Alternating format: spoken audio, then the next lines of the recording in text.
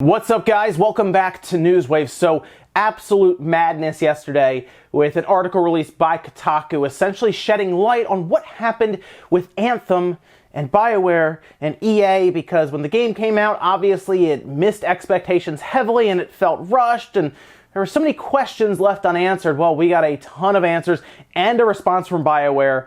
It was all over the place yesterday. We're going to go over all of that today. And then we also saw a URL go live, P5S, that appears to be pointing to Persona 5S, and more information coming later on this month. So what does all of that mean?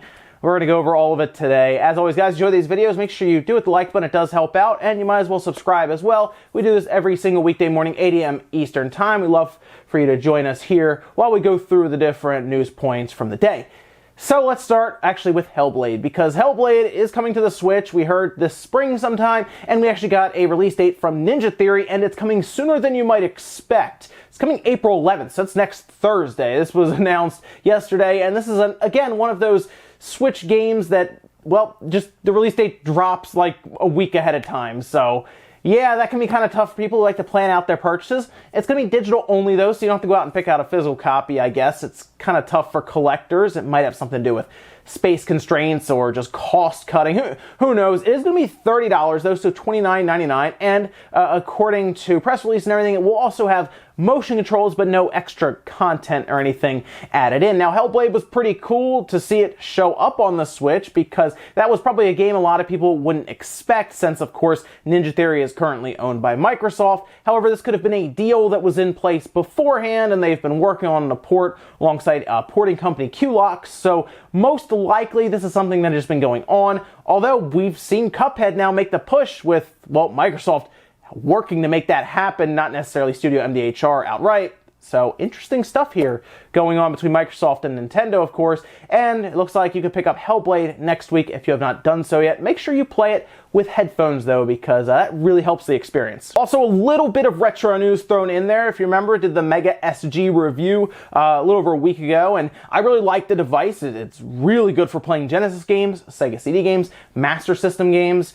and if you remember, I pointed out in that review that SD card slot mentioned the Super NT was jailbroken, which would let you play games or ROMs off of an SD card. Well, it looks like that same jailbreak has now made its way to the Mega SG. There was actually a full live stream that was done by Smoke Monster going over some of the little details of it, and this also allows you to not only play Genesis, Master System games, of course, Sega CD games, but even Game Gear games, which is kind of hard to play Game Gear games otherwise on your TV. So that's actually a pretty neat thing to see there. So if you have an SD card, of course, you pop in after you have it jailbroken, and you can start playing ROMs directly off of that. It kind of makes something like an EverDrive kind of useless at that point. So if you have a Mega SG, you technically have an EverDrive as well, if you're willing to go through a very easy and quick process of jailbreaking it. Either way, pretty neat to see. Definitely increases the functionality. And like I said before in that video, despite the device itself, the Mega SG being like $190 to $200, if you all of a sudden realize that you don't need an EverDrive for that, then it starts to make a bit more sense for what you're getting. And if you're a fan of Civilization 6, check this thing out. So this is actually a tweet that was put out, and it looks like now you can take your save game between the two versions of Civilization 6, that being Steam and your Switch version. So your Switch version literally can become the portable version, while when you get home, you can transfer your save back and forth from your PC to that. That's a really cool idea. The cross-save functionality is there. Appears you need to have your 2K account linked up, but at that point, it's pretty simple to just have your cloud save happen, and the Switch will pick it up if you want to leave and, you know, go somewhere, I guess, with your Switch. Then you come home, you put your Switch away, and all of a sudden your save will be transferred and show up on your PC version. That is really, really cool. I like that idea actually a lot. I'd like to see more games do that, whether it's something like, what's another good, I guess Hollow Knight? Another like Steam Switch kind of game that that's mostly on those two platforms. Think about the possibilities there. That's actually really cool, because then it makes a ton of sense if you're a PC owner and maybe you want to get a platform that you can take with you when you play a lot of those type of games, whether they're indie or Civilization type games. And at that point, you just switch your saves over and you can take it with you and then come home and drop it off. Then you don't have to do game streaming, which people still don't like, even if it's over like a local network, or if it's over like your PC or the NVIDIA streaming service, things like that. it's much better, obviously, to play locally. And guys, with some of the quick news out of the way, let's get into the bigger stuff, and we're going to start right away with Anthem, Bioware, and EA, because this was massive. It was a very, very long read from Jason Schreier over at Kotaku, but I think it's completely worth reading, especially if you've been a fan of Bioware in the past, or maybe you became a fan kind of recently with some of the later Mass Effect series. This does not paint Bioware as the company or the developer we knew back in the day, back with something like a KOTOR or a Mass Effect 1 and 2, Dragon Age. This kinda, to me, looks like Bioware really struggling, losing that quote-unquote Bioware magic. I want to read just a very quick paragraph to you to kind of kick this thing off, just to kind of give you the idea of the tone that we're seeing here. The Anthem leadership team and some other veterans continue to talk about Bioware magic, but it was clear to a lot of people that something was wrong. They had publicly committed to a fall 2018 ship date, but that had never been realistic. Publisher EA also wouldn't let them delay the game any further than March 2019, the end of the company's fiscal year. They were entering production so late it seemed like it might be impossible to ship anything by early 2019, let alone a game that could live up to BioWare's lofty standards. So, this is an entire article that really talks about the backstory of Anthem and why it came out the way it did, which felt like a game that from the outside looked really good. In fact, if you look at a lot of the reviews, pretty much everyone praises the visuals, but the content is where it really struggles. It feels like an early access game to a lot of people. It just doesn't have that much content to it. Most people, I think, are even kind of moving on from it with all of the missteps they've had since the release with like the loot system and everything. It's been all over the place.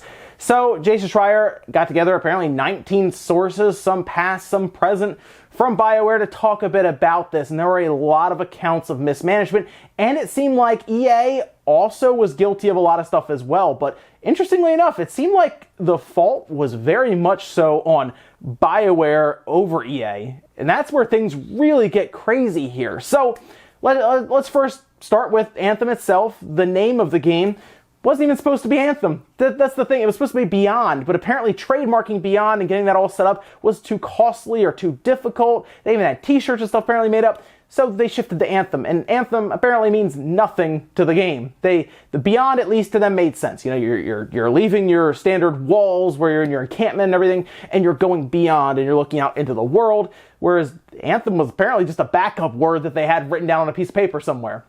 Yeah, that's kind of how we're starting this. And that was, believe it or not, like weeks before that E3 presentation. That apparently was piecemealed together as it was. They didn't even have missions like built or set up when they showed us that game at E3 in 2017. And a lot of us were blown away, but there were a lot of questions. And that's why the game we have now doesn't really look at all like that game if you really go back and look at it. Digital Foundry's done enough comparisons at that point for us to kind of get the message. So even further down from there, it gets a bit weirder because, of course, we talk about Frostbite. That's EA's proprietary engine that they're trying to put on everything that they do, whether it's Need for Speed even, I think, at this point. Obviously, FIFA's made the jump, and Madden. Well, Mass Effect hasn't translated as well. Even Dragon Age had issues there, but this is where it really, really struggled. There are things, apparently, that you would think would be core to a series like this that you would need with your engine, like a third-person camera as an example, that just didn't exist. You have to build it like straight up. You got to build a third-person camera from the ground up.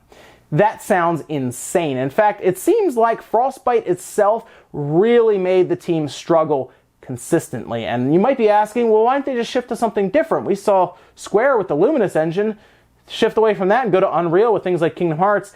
The biggest thing about EA that I think we all know at this point is money. It's all about money, right? And yeah, it's a cost-saving measure. You use your own engine. You don't have to pay like licensing fees and stuff for something like Unreal.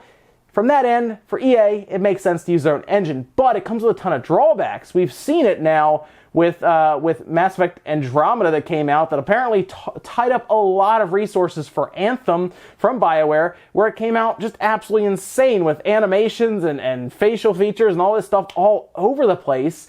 And then we've heard accounts of things where they're trying to render something in Frostbite and it takes 24 hours, takes forever. And then you hear people talk about Unreal in a completely different light.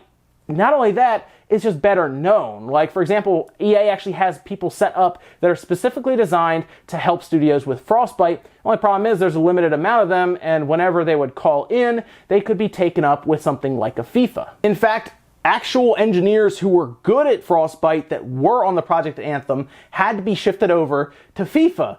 And that's because FIFA makes the money. I mean, it makes all their money, so they had to pull people off. And at that point, it was a struggle right away. This sounds absolutely insane. If you really think about how much money Anthem had to have cost them, it just seems like mismanagement all over the place. They were to the point where flying was a massively controversial point of contention in this thing. Like, they couldn't even decide if they wanted that in there. However, of course, Soderlund wanted it in there after being blown away by it, so they decided to leave it in, which actually ended up being a pretty cool part of the game, but it's tougher when you're actually flying around to make the world kind of keep you in. You end up getting like a storm if you fly up too high, which is okay. I guess I don't know there, but it just sounds like it was just all over the place. Oh, and also talk about some mismanagement from Bioware higher-ups. Well, let's say you're developing Anthem and you realize this is a looter shooter. What's one of the things you would think to do? You would think to look around at the competition.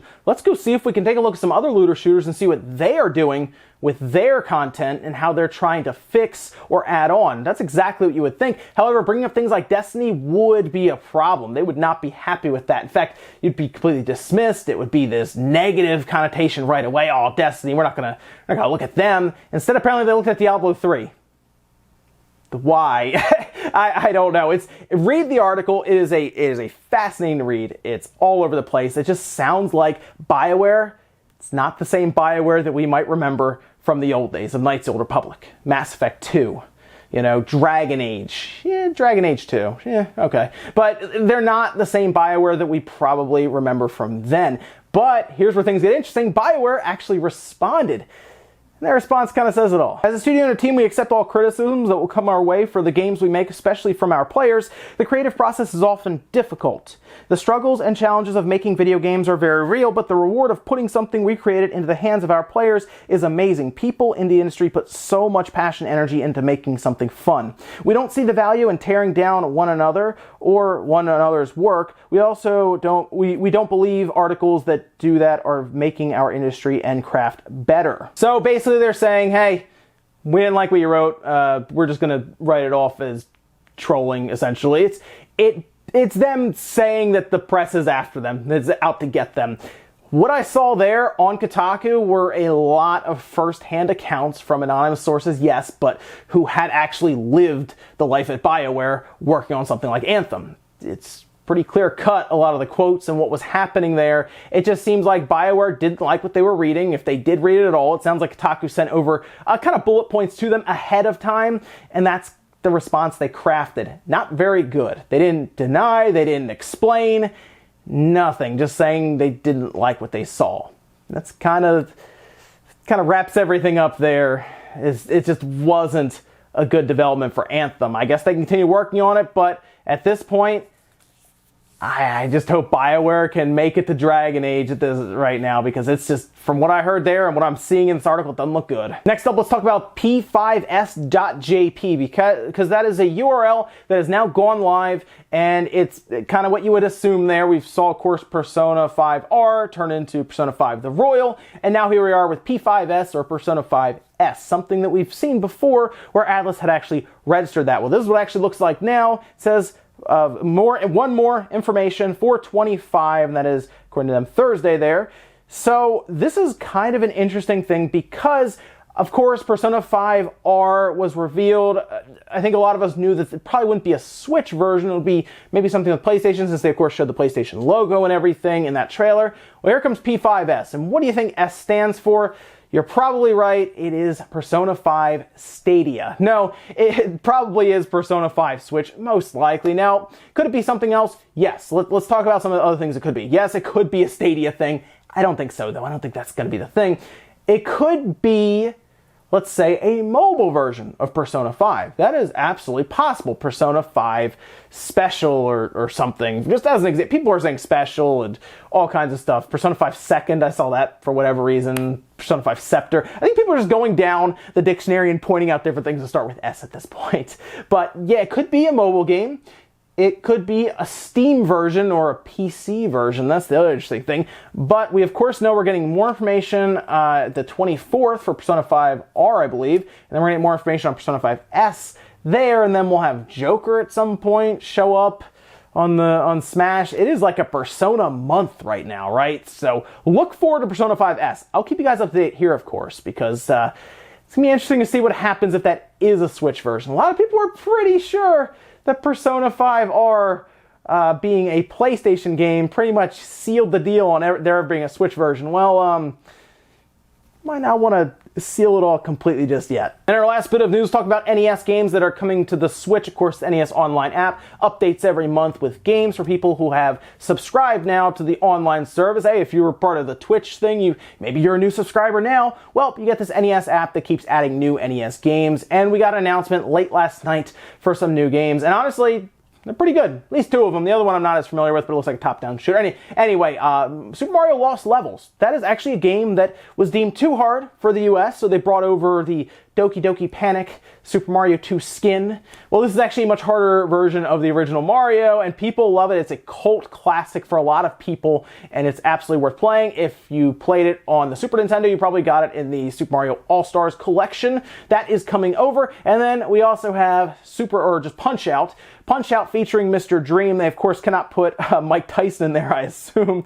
These are all showing up April 10th. Love to see Punch-Out! There and Lost Levels. Then you also have Star Soldier, which is kind of a top-down ship-style shooter. I'm sure there are some people who are going to be pretty happy about that, but I've seen quite a few of those at this point. I'm just happy to see something like Lost Levels and Punch-Out! Punch-Out! Should be really fun to see. We, of course, have like the arcade version, I think, now, but this is going to be classic Punch-Out! That we get to play through. So, exciting stuff there. I want to see some Super Nintendo stuff, though, right? I get it. We all do. But for now, we have NES games, and at least they picked some good NES games. And ladies and gentlemen, that's going to do it here for Newswave. Enjoyed this video, guys. Hit the like button, really helps out. If not, hit the dislike. Leave comments down below about everything we talked about, whether it's the troubled development of Anthem, Bioware, EA, all just mashing and having a hard time there, clashing all over the place. That Frostbite engine seemed to make things real difficult as well. Let me know what you think about that situation down below. What about the NES games? Maybe you're excited for Punch-Out! or Mario, or what do you think P5S is? Let me know what you think about Persona 5S, because I think some people are going to be kind of surprised maybe later this month. We'll see. At least don't have to wait too long, right? Like 3 weeks, right? We'll see then. Thanks guys for watching, and I'll see you next time.